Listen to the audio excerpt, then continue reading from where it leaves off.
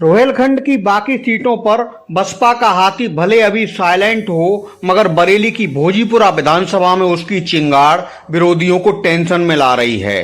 कई दशक से नीला झंडा थामकर राजनीति में ताकत दिखाते आ रहे डॉक्टर फारुकुल हसन नियाजी भोजीपुरा के दंगल में कूदने को आस्तीने चढ़ा चुके हैं। डॉक्टर नियाजी बरेली लोकसभा सीट से बसपा की टिकट पर चुनाव लड़ चुके हैं और उनकी पत्नी दोहरा टांडा नगर पंचायत अध्यक्ष रही हैं।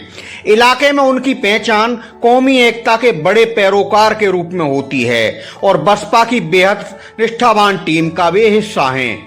चुनाव की डुगडुगी बजने वाली है तो वह भोजीपुरा विधानसभा से बसपा की टिकट के प्रबल दावेदार बनकर मैदान में उतर चुके हैं। नमस्कार, आप देख रहे हैं खबरची न्यूज और बरेली के भोजीपुरा क्षेत्र में बसपा की बड़ी तैयारी से जुड़ी खास खबर के साथ हाजिर हूं मैं अनुरोध भारद्वाज। बरेली के भोजीपुरा विधानसभा क्षेत्र में अब की चुनाव से पहले बाहरी प्रत्याशी थोपे जाने का मुद्दा जोर शोर से उठ रहा है।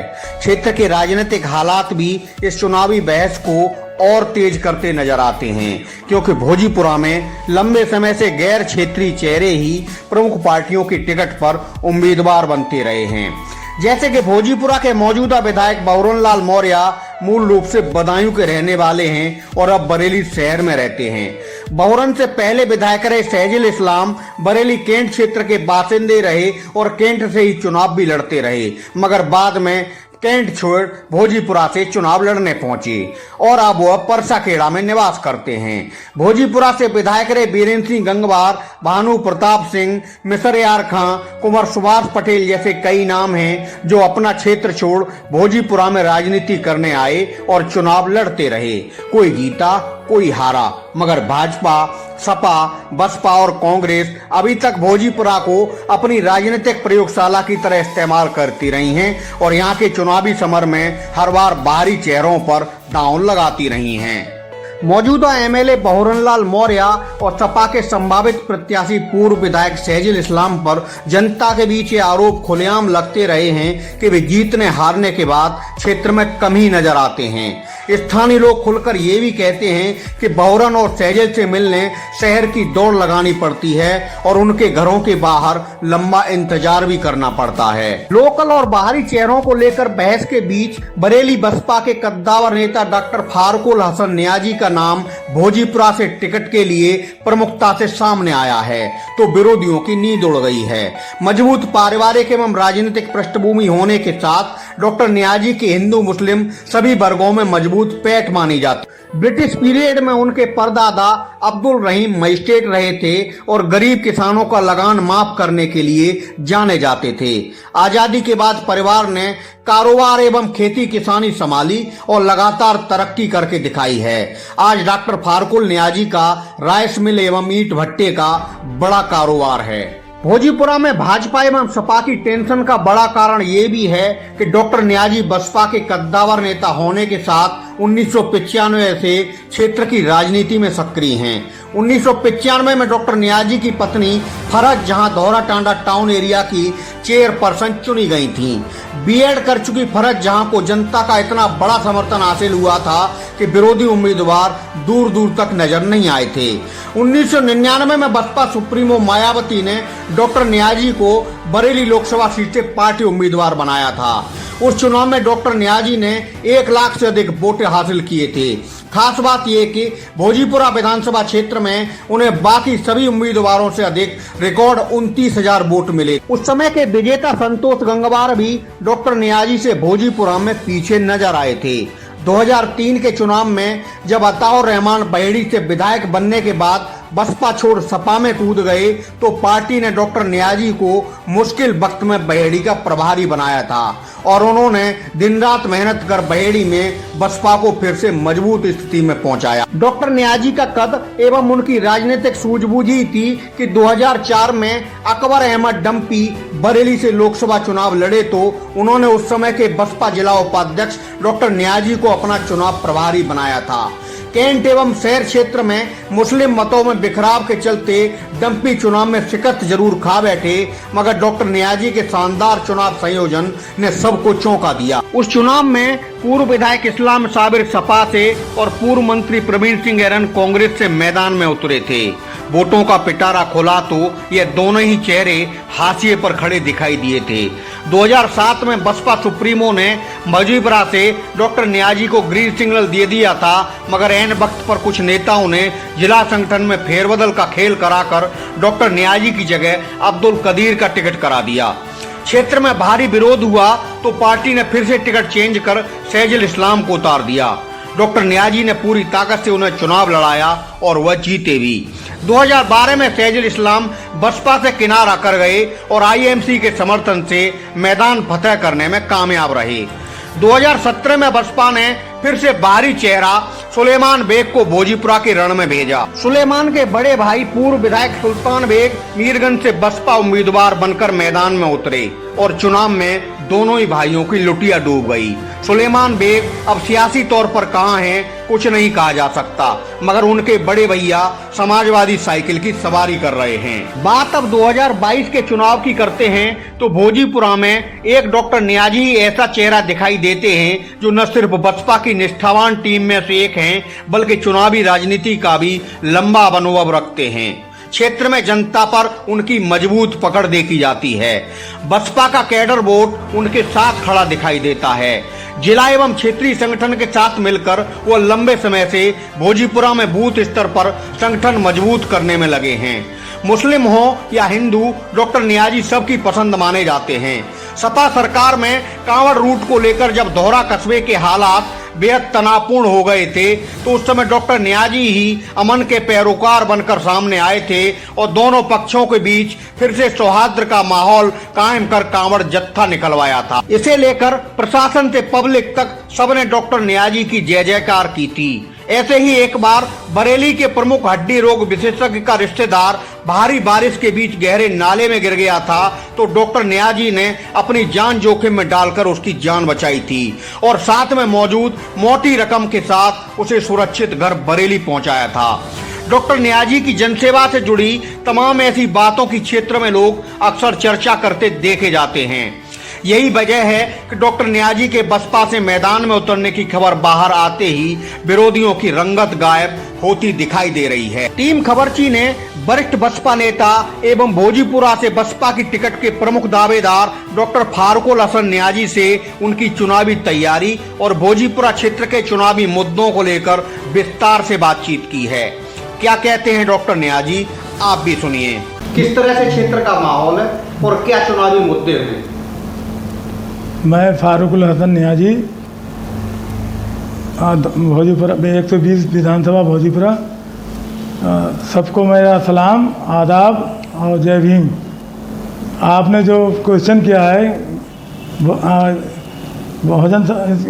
भारतीय जनता पार्टी के विधायक के बारे में, तो भवन लाल मौर्य आपको मालूम होना चाहिए, पहले ये बहुजन समाज पार्टी में थे और बहुजन समाज पार्टी से भाग के भारतीय जनता पार्टी में आए। तो भारतीय जनता पार्टी में आने के बाद ये विधायक बने, लेकिन उन्होंने बहुजन समाज पार्टी में भी जब ये जिला अध्यक्ष थे कभी किसी की नहीं सुनवाई करी, ना किसी का कोई, हमेशा दूसरों को टालते थे कि आप जाओ उनके पास जाइए, वो आपका काम करेंगे। और ये किस मुद्दे पर चुनाव लड़ा जा रहा है भारतीय जनता पार्टी का, ये मैं आपको बताना चाहता हूँ कि भोजीपुरा क्षेत्र की जनता क्या पूरे अपने बरेली और हिंदुस्तान की जनता सब उनके साथ में जो एंटी गरीब पार्टियों के एंटी रहते हैं और कभी उन्होंने उनका हक की लड़ाई नहीं लड़ी, किसान की हक की लड़ाई नहीं लड़ी। आप जानते हैं कि बीजेपी ने अपने किसान भाइयों के साथ में कैसा व्यवहार किया। आज तक धरना प्रदर्शन पर सब लगे हुए हैं और लेकिन उनकी कोई एक मानने वाली नहीं मानी। और जो उनके अपने दोस्त हैं अंबानी अडानी, उन्हीं की बात पर पूरा टाइम खराब किया, उन्हीं को मालदार किया। और आपने ये भी देखा बीजेपी की जनता के राज में लॉकडाउन के चक्कर में, कोरोना काल के पीरियड में किस कदर हमारे गरीब भाइयों को अपना इसका सहन करना पड़ा है और इतने दूसरे देशों से पैदल की यात्रा करके अपने अपने घर पहुँचे, कभी इन्होंने इसकी मदद नहीं करी। और किसानों की कभी इन्होंने मदद नहीं करी। जब हमारी बहन जी की सरकार थी, बहुजन समाज पार्टी की सरकार थी, उससे ज़्यादा आज तक कोई भी, चाहे सापा का मुख्यमंत्री रहा हो, चाहे ये योगी आदित्यनाथ हो, कभी इन्होंने गन्ने के बारे में नहीं सोचा। गन्ने का कभी इतना रेट नहीं बढ़ाया। जो बहन जी ने 40 रुपये प्रति क्विंटल के हिसाब से रेट बढ़ाया था, और आज तक बहन जी के कारनामों को हमारे पूरे उत्तर प्रदेश की जनता आज भी उनके सराहना करती है और उनका लैंड ऑर्डर को भी याद करती है।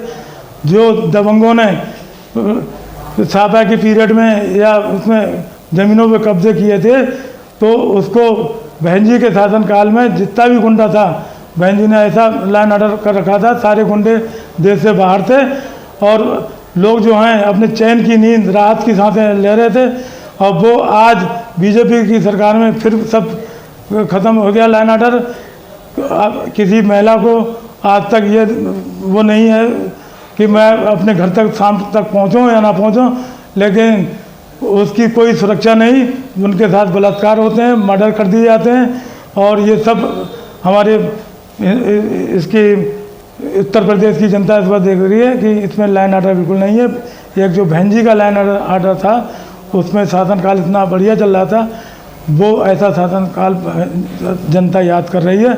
वैसे ही और यहाँ की यहाँ उत्तर प्रदेश की जनता चाहती है बहन जी को 5वीं बार मुख्यमंत्री बनाया जाए, ताकि बहन जी का शासनकाल में बहन जी के शासनकाल में अपना रात की सांसें लें, चैन की नींद सोएं। वो तभी हो सकता है जब बहन जी मुख्यमंत्री बन सकती हैं। और जब बहन जी मुख्यमंत्री बनेंगी तो इंशाअल्लाह अगली बार 2024 में, 22 के बाद 2024 में देश की, उत्तर प्रदेश की जनता उनको फिर मुख्यमंत्री की जगह पे प्रधानमंत्री पे ले जाएंगे, तो पूरा हिंदुस्तान प्रधानमंत्री की सीट पर उन्हें बैठाएगा। और जो ऐसी समस्याएं हैं जो आज तक दूसरे प्रधानमंत्री हल नहीं कर पाए, मोदी हल नहीं कर पाए, ये बहन जी उसको इशारे में हल कर देंगी और सारी जनता उनसे खुश रहेगी। और ये बीजेपी का जो अपना विकास का दिखाते हैं, ये सब उनका झूठा प्रचार है। दूसरे देशों के फोटो डाल के, फोटो डाल के विकास का दिखाते हैं, लेकिन वो सब झूठ है। कोई बीजेपी के कार्यकाल में कोई भी ऐसा विकास नहीं हुआ है जो देश की जनता के नज़र में आए। वो सब इनके झूठा प्रचार है। और आपने देखा कि नोटबंदी के टाइम पे कितना मोदी साहब की माँ तक लाइन में लगी, और मज़ा किसे आया उनके अमित शाह के बेटे को, जो कितने हज़ार उसका फ़ायदा हुआ उसकी कंपनी को। किसी गरीब की कंपनी को क्यों नहीं फ़ायदा हुआ? या अंबानी या अडानी की कंपनी को क्यों फ़ायदा हो रहा है? किसी गरीब की कंपनी को क्यों नहीं फ़ायदा हुआ? तो ये तो सरकार अमीरों के उसके लिए, गरीबों के लिए नहीं है। जो दबे कुचले समाज के लोग हैं, और जो हमारे हर समाज में जो भी बेचारे गरीब हैं, गरीब परिवार के लोग हैं, जो हर समाज में, चाहे वो ब्राह्मण समाज हो, चाहे बैकवर्ड समाज हो, चाहे वो मुस्लिम समाज हो, उन सब के साथ बहन जी हमारा 4 साल मुख्यमंत्री रही, तो बहन जी ने सबका साथ दिया। और आज भी बहन जी का जो नारा है, सब जन हिताय सब जन सुखाय, और बहन जी जब मुख्यमंत्री बनेंगी तो सबके हित की बात करेंगी, सबके सुख की बात करेंगी। और बहन जी के शासनकाल में अपराध मुक्त, अन्याय मुक्त, भ्रष्टाचार मुक्त, गड्ढा मुक्त और आपका विकास युक्त काम होते हैं। और इस देश की जनता जानती है, हमें ऐसे ही मुख्यमंत्री चाहिए। इसलिए आज हम जो हैं भौजीपुरा की जनता से भी निवेदन कर रहे हैं कि एक मैं फारूक हसन न्याजी 25 साल से बहुजन समाज पार्टी में हूँ, और अपने भौजीपुरा क्षेत्र के लोगों को ही कैंडिडेट बनाइए, उनको ही जिताइए, उन्हें विधायक बनाइए। डॉक्टर साहब जी, आप भोजीपुरा विधानसभा चुनाव से लड़ने की तैयारी में जिले का एक ऐसा अकेला विधानसभा क्षेत्र जहां हमेशा बाहरी प्रत्याशी मैदान में उतरते रहे और जीतते भी रहे, क्षेत्र के विकास पर इसका कितना असर पड़ा है? हाँ, ये बात सही है। जब से हमने होश संभाला है तब से आज तक जितने भी यहाँ पर विधायक बने सब बाहरी कैंडिडेट थे। उन बाहरी कैंडिडेट की वजह से यहाँ का भौजीपुरा क्षेत्र का कोई विकास नहीं हो पाया। और जब भौजीपुरा का विधायक होगा, अपने क्षेत्र का विधायक होगा, तो यहाँ का विकास संभव है। और जब तक ये बाहरी कैंडिडेट आते रहेंगे तो भौजीपुरा का विकास का होना संभव नहीं है। हर खबर देखने के लिए सब्सक्राइब करें हमारा चैनल खबरची न्यूज।